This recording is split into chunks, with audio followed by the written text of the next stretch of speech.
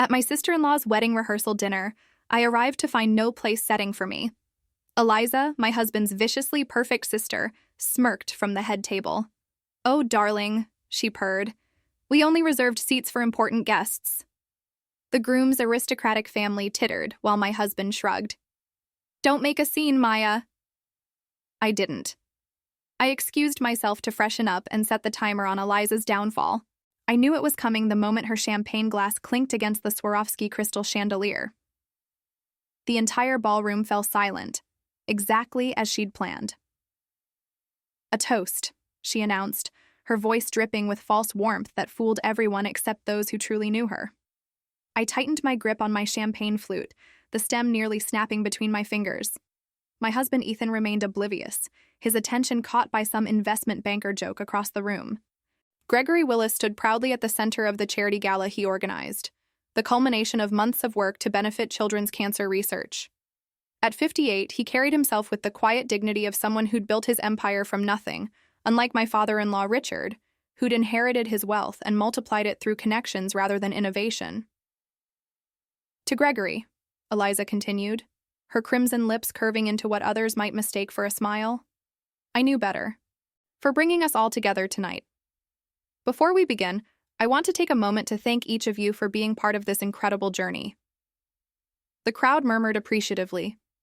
The annual Starlight Gala represented the pinnacle of high society in our city, an event where business deals were sealed with handshakes between dessert courses and reputations were made or broken by a single whispered comment.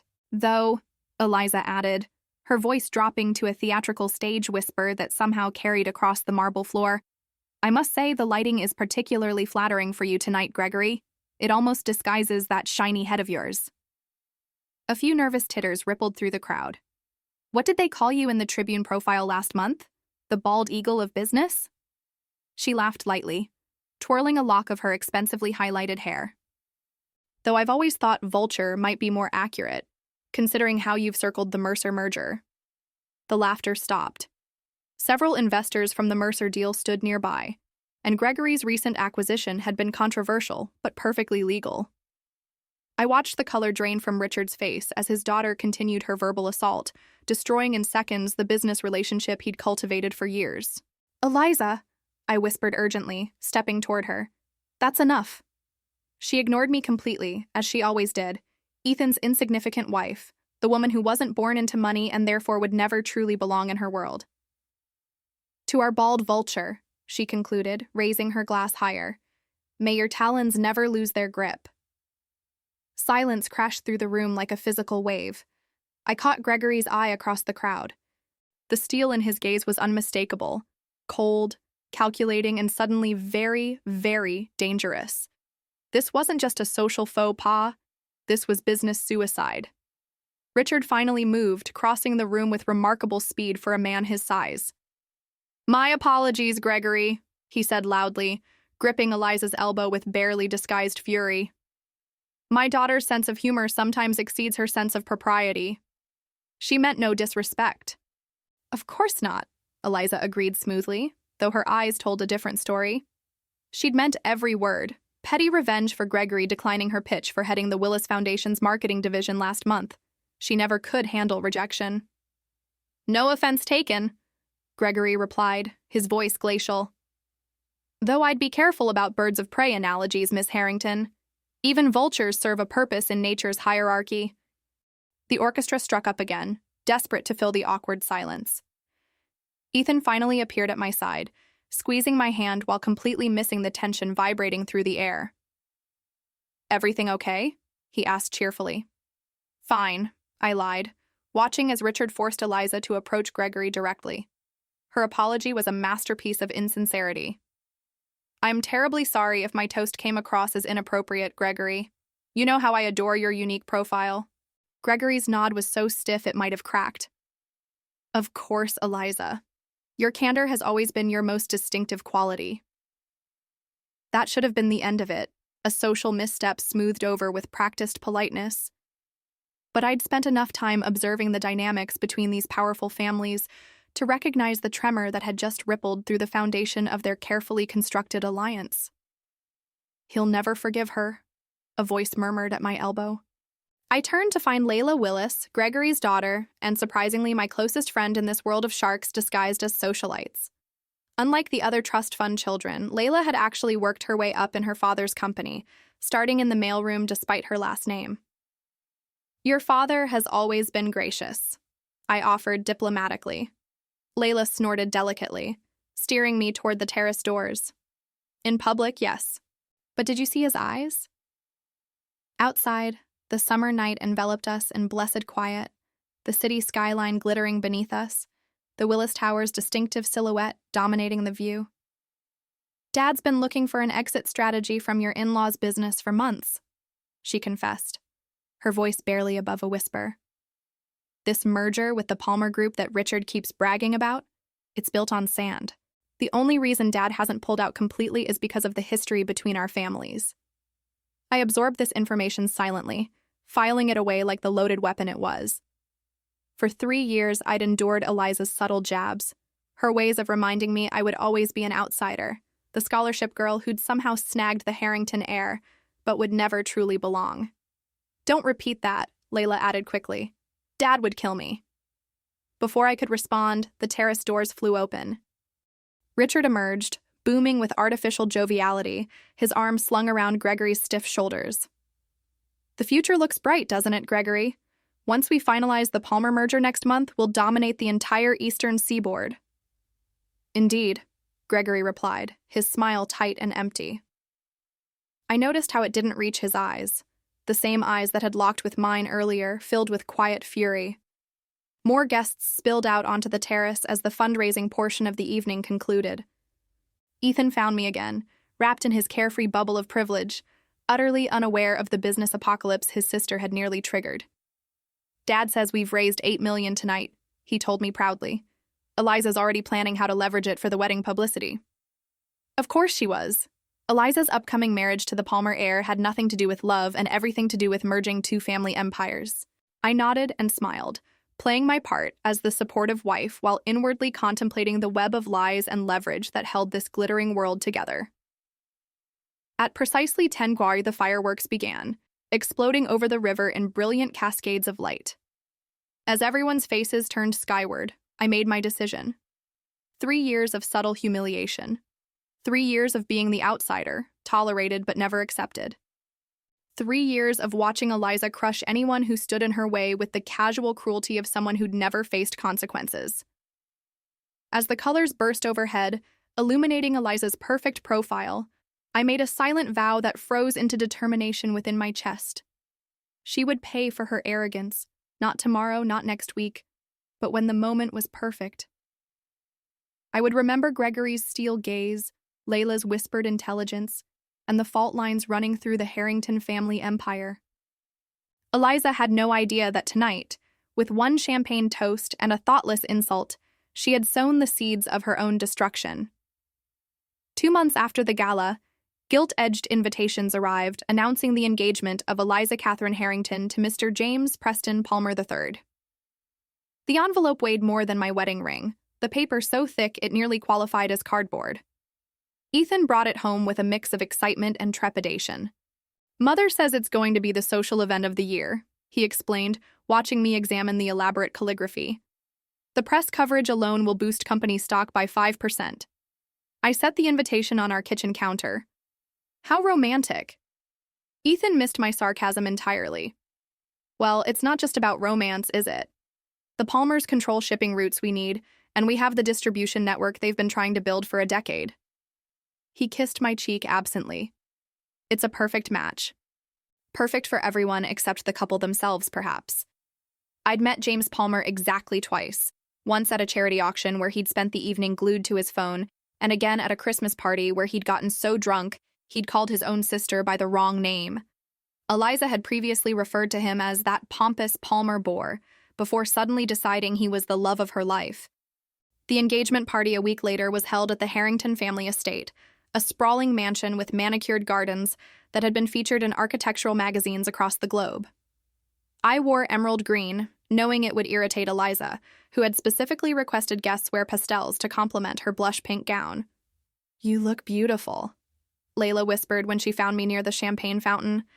And exactly like someone who didn't read the dress code memo. I smiled innocently. Was there a memo? Layla's laugh drew attention. She looked radiant in a silver dress that matched her prematurely gray hair, a trait she'd inherited from Gregory and wore with striking confidence. Dad sends his regrets, she said, lowering her voice. Sudden business in Tokyo. How convenient, isn't it? Her eyes sparkled with mischief. Though he did send a rather obscenely expensive vase as an engagement gift. Antique Chinese. Ugliest thing you've ever seen, but worth more than most people's homes. Across the room, Eliza held court, her left hand strategically positioned to catch the light. The diamond on her finger was massive, at least 10 carats, cushion cut with smaller diamonds forming a halo around it. James stood slightly behind her, looking uncomfortable in his tuxedo, his attention repeatedly drifting to his phone. They look thrilled, I murmured. Oh, they're ecstatic, Layla replied dryly. About the stock options. Did you know the prenup negotiations took longer than their actual courtship? The evening progressed predictably. Elaborate hors d'oeuvres, string quartet playing inoffensive classical pieces, and endless champagne. Richard clinked his glass for attention, his face flushed with triumph rather than paternal pride. To new beginnings, he toasted, his gaze sweeping meaningfully across the assembled business associates rather than focusing on the couple, and to the joining of two great families and their enterprises. Polite applause followed. I scanned the crowd, noting the mixture of genuine congratulations and calculated networking. My attention caught on Mr. Palmer Sr. standing slightly apart from the celebration. Despite the air conditioning, beads of sweat dotted his forehead as he frantically scrolled through his phone. When he noticed me watching, he quickly pocketed the device and forced a smile.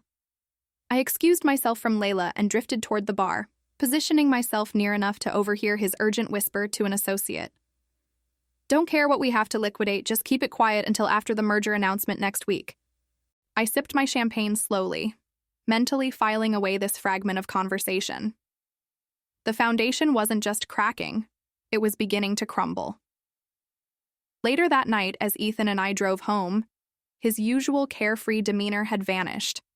He gripped the steering wheel with unusual tension, his knuckles white in the darkness. Is everything okay? I asked, though I already suspected the answer. He hesitated. Just business stress, nothing for you to worry about. I'm your wife. If something's bothering you, I want to know. Ethan sighed heavily. It's this merger. If the Palmer deal falls through... He trailed off, then admitted reluctantly. Dad's leveraged almost everything on this. The wedding, the merger announcement, the expansion plans. It's all tied together. One domino falls, they all fall. I placed my hand over his. I'm sure it will work out. Of course it will, he agreed too quickly. Eliza won't let it fail. She's already got the wedding planned down to the last petal. I didn't mention the sweat on Mr. Palmer's brow or his frantic phone call. Some observations were best kept to myself. 3 days later, Layla called me at midnight. I slipped out of bed, leaving Ethan sleeping deeply, and took the call in our home office. Maya, sorry for the late hour, but I thought you should know. Layla's voice was tight with suppressed excitement. Dad's reached his breaking point with the Harringtons. He's liquidating all shares in their joint ventures tomorrow afternoon. My heart raced. Tomorrow? Are you sure? Positive. The paperwork's already drawn up. He's calling Richard at 2 yes to break the news. She paused. It's going to be brutal. The market will react immediately. What about the Palmer merger? That's the thing. It's built entirely on the foundation of our company's partnership.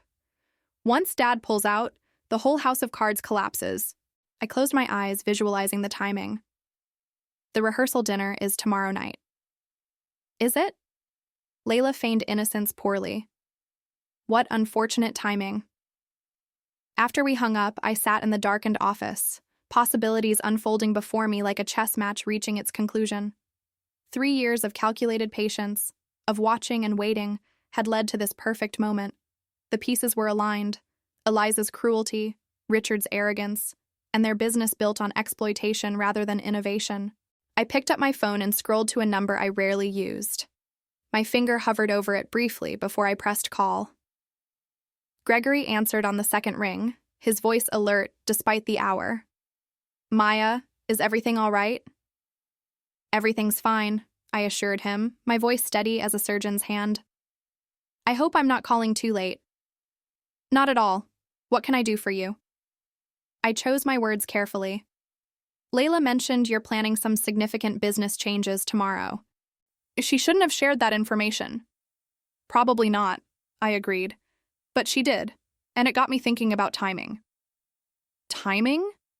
I traced a pattern on my desk, my voice dropping to almost a whisper. "What if you moved your timeline up to tonight?" The silence stretched between us, charged with understanding. "Tonight," he repeated slowly. "During the rehearsal dinner, you mean?"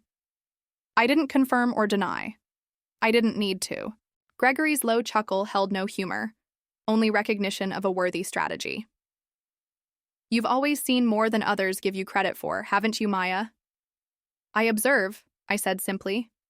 "And now you want to act. Justice delayed is justice denied. Isn't that what they say?"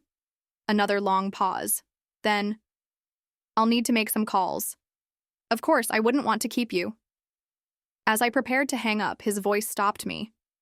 "Maya, why now, after all this time?" I thought of Eliza's smirk at the gala, of years of subtle dismissals and not-so-subtle humiliations, of being treated as an outsider in my own family. Let's just say I believe in perfect timing. I ended the call and sat motionless in the darkness, the quiet hum of anticipation buzzing beneath my skin.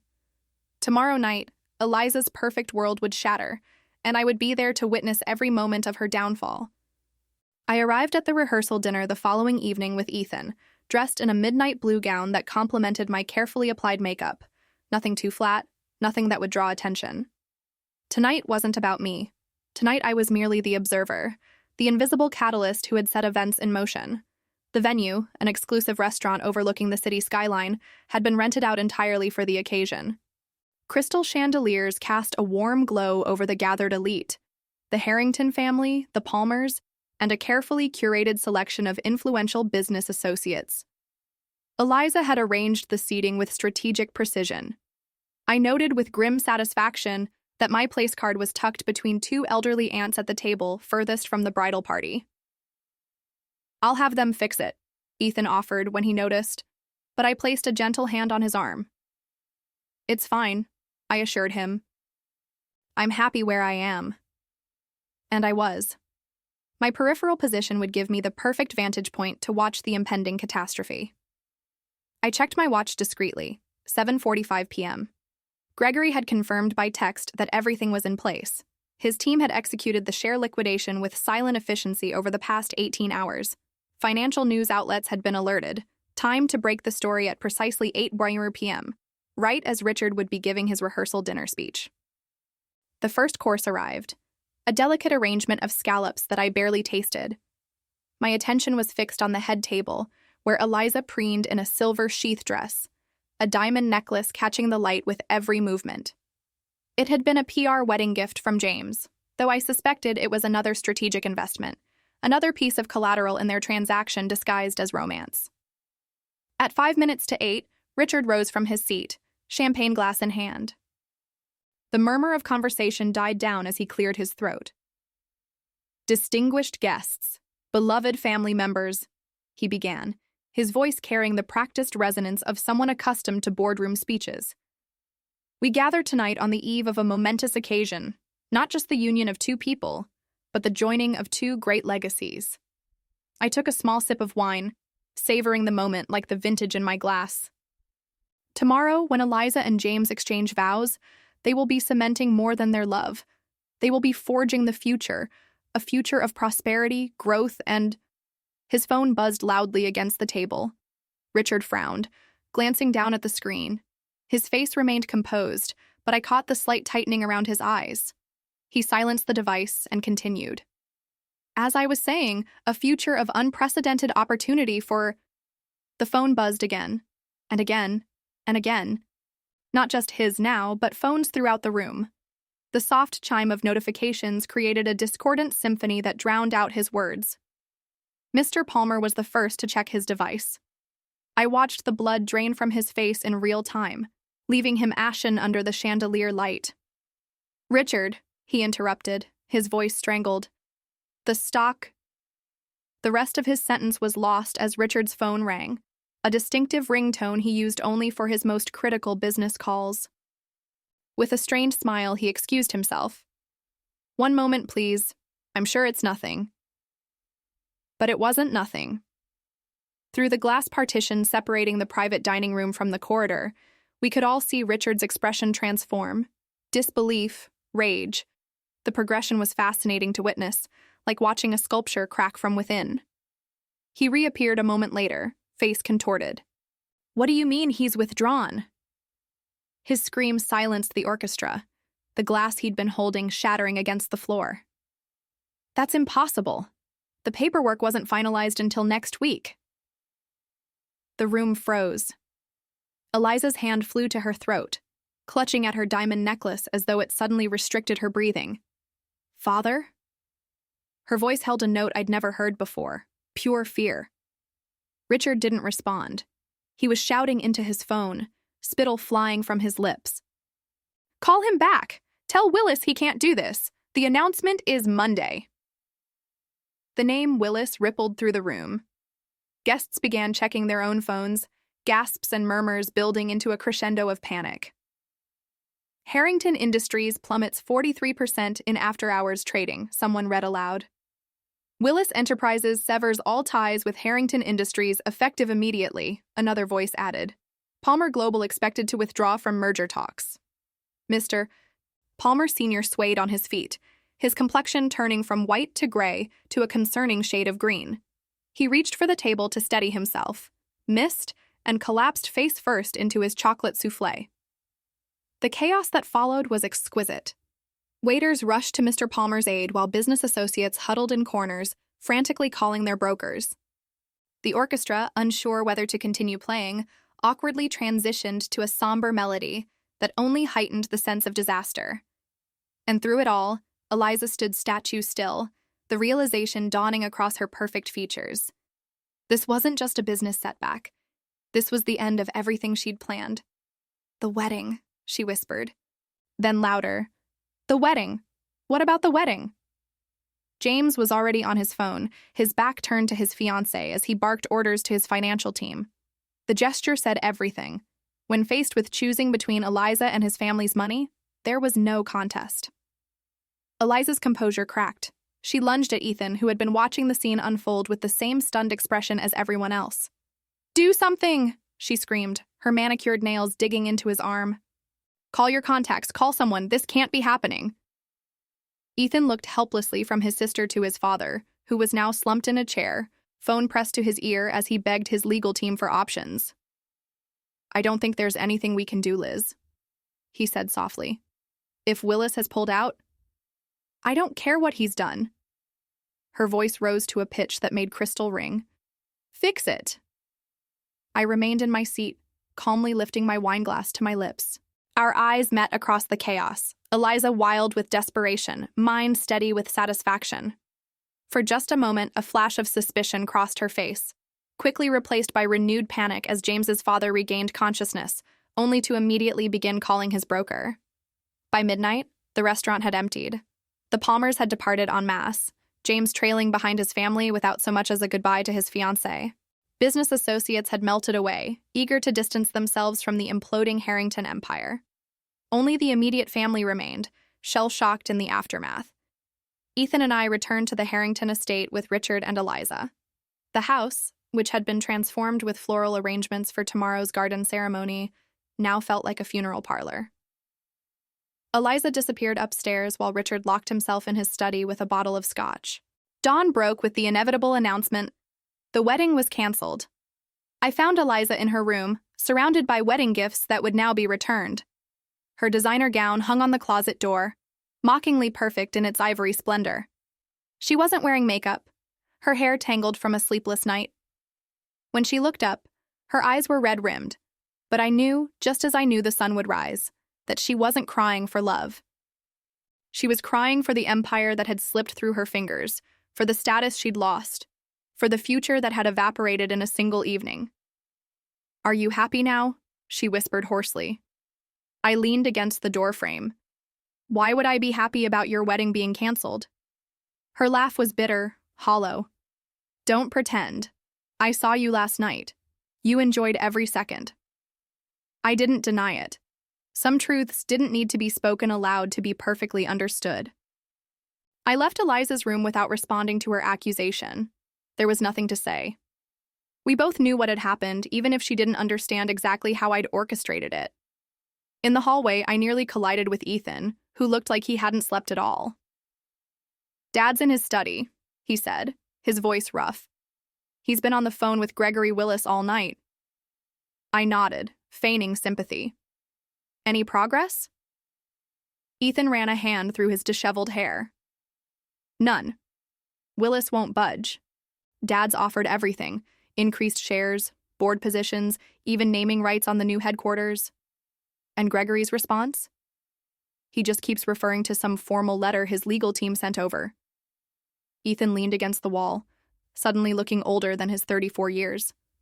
"Apparently it states effective immediately. All ties are severed. No negotiation, no transition period. Just done." From downstairs came the sound of something shattering, Richard's temper finding a physical outlet. I winced, not entirely acting. The house had been in the Harrington family for generations, its antiques and artwork worth millions. Richard's rage would only compound their losses. "The stock is still falling," Ethan continued, checking his phone. "Down 62% now. The business press is calling it Black Friday even though it's Tuesday." He looked up at me, eyes bloodshot. "We're ruined, Maya." I placed a comforting hand on his arm. "Not ruined, changed maybe. You don't understand.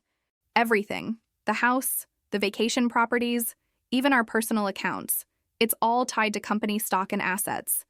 Dad leveraged everything for the Palmer merger. Everything." "Everything?" I asked, genuine surprise coloring my voice. I'd anticipated financial damage, but not complete devastation. Ethan nodded grimly.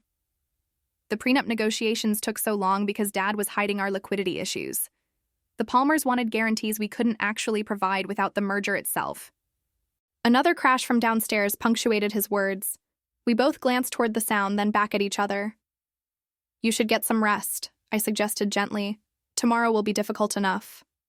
"Tomorrow?" Ethan laughed hollowly. "Tomorrow we start selling assets to pay creditors. Tomorrow the board meets to discuss whether Dad should step down. Tomorrow our lawyers meet with the SEC to address insider trading allegations someone has mysteriously filed."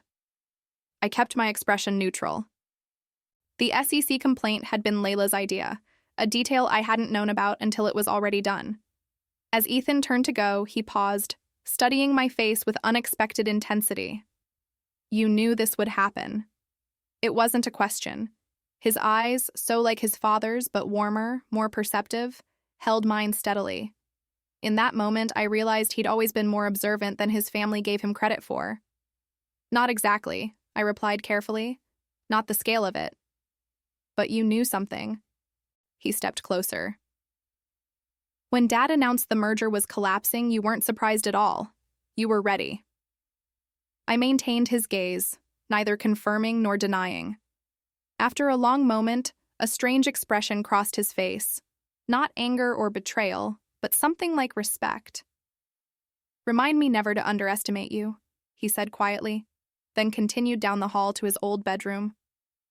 The next week unfolded like a slow-motion car crash, spectacular, devastating, and impossible to look away from. The business press documented every painful detail of what they dubbed the Harrington collapse. Investors filed lawsuits. The board forced Richard to resign. The family's private jet was seized by creditors mid-flight, forcing them to return to New York on a commercial airline in economy. Eliza's social death was perhaps the most fascinating to witness. The same friends who had vied for spots in her wedding party suddenly couldn't return her calls. Invitations to galas and charity events mysteriously stopped arriving. Her social media accounts, once filled with fawning comments, became ghost towns overnight. I accompanied Ethan to their family lawyer's office 10 days after the rehearsal dinner disaster. The stately conference room felt like a funeral parlor as the attorney outlined their options, none of them pleasant. The Manhattan apartment must be sold immediately, he explained, sliding documents across the polished table, as well as the Hamptons property and the vineyard in Napa. Richard, diminished in a rumpled suit, merely nodded.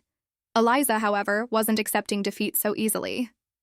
"What about my personal assets?" she demanded. "My jewelry collection is insured for $8 million. The lawyer cleared his throat uncomfortably.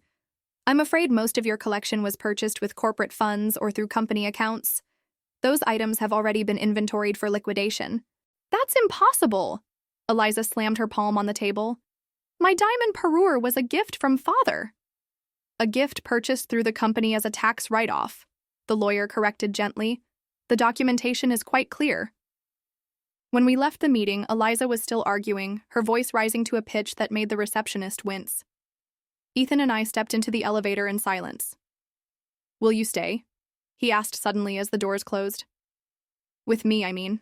Now that—" He gestured vaguely, encompassing the situation. I took his hand. "Do you think I married you for your money? I wouldn't blame you if you had."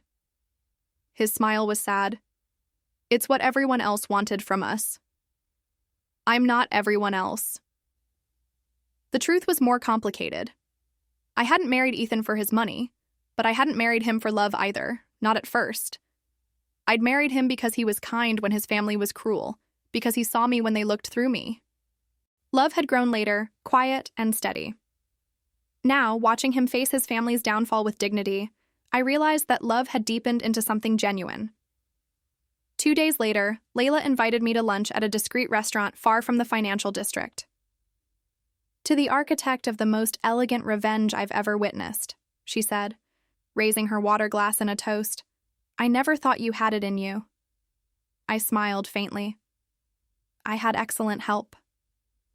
Dad only provided the opportunity. "You recognize the perfect moment to strike." From her handbag, she withdrew a small velvet pouch. Inside lay a strand of perfect South Sea pearls. I recognized them immediately. Eliza had worn them to my wedding, commenting loudly about their value compared to my modest diamond pendant. "How did you—" "They were part of the asset seizure. Dad's company acquired them in the liquidation, and he thought you might appreciate them." Layla's smile was wicked. A trophy for the real winner. We shared a conspiratorial laugh, though mine felt hollow. Revenge, I was discovering, wasn't quite as satisfying as I'd imagined. It didn't erase the years of slights and humiliations. It didn't heal old wounds. It merely balanced the scales. 6 months after the Harrington Empire's collapse, Ethan and I moved into a modest brownstone in Brooklyn, a far cry from the penthouse we'd once shared. The building needed work, the hardwood floors scuffed from previous tenants, but sunlight streamed through tall windows, warming the empty rooms with promise. It was the first property either of us had owned that wasn't connected to the family fortune. "It's small," Ethan said apologetically as we carried in our first boxes. "It's ours," I corrected him. "Really ours." We were building a new life from scratch. Ethan had accepted a teaching position at a business school, a significant step down in prestige and salary from his former executive role, but his eyes had lit up when describing the opportunity to shape young minds without his father's shadow looming over him. I received a small package one morning delivered by courier. Inside was a handwritten note on heavy stationery accompanied by a vintage fountain pen in a leather case. "Maya, this pen belonged to my father, who built our company from nothing. He taught me that true power comes not from wealth or status, but from patience and precision. You remind me of him. Your father would be proud. Regards, Gregory Willis." Coming from Gregory, a man known for his restraint with compliments, the note felt like the highest praise. My father, a professor of ethics who died before I met Ethan, had indeed valued integrity above all else. He'd be conflicted about my methods, perhaps, but would have understood the justice at their core. As Ethan and I rebuilt our lives, simpler but more honest than before, I sometimes thought of Eliza. Last I'd heard, she'd taken a position at her cousin's finishing school in Switzerland. The irony of Eliza Harrington teaching etiquette was delicious, but I no longer felt the need to savor it. In the end, I'd orchestrated her downfall with the precision of a surgeon, but I didn't want her cruelty to become my own. Some reminders were necessary, not of victory, but of the vigilance required to prevent becoming the very thing you'd fought against. 6 months passed. Life moved forward. The scales had balanced. Justice, cold and precise, had been served.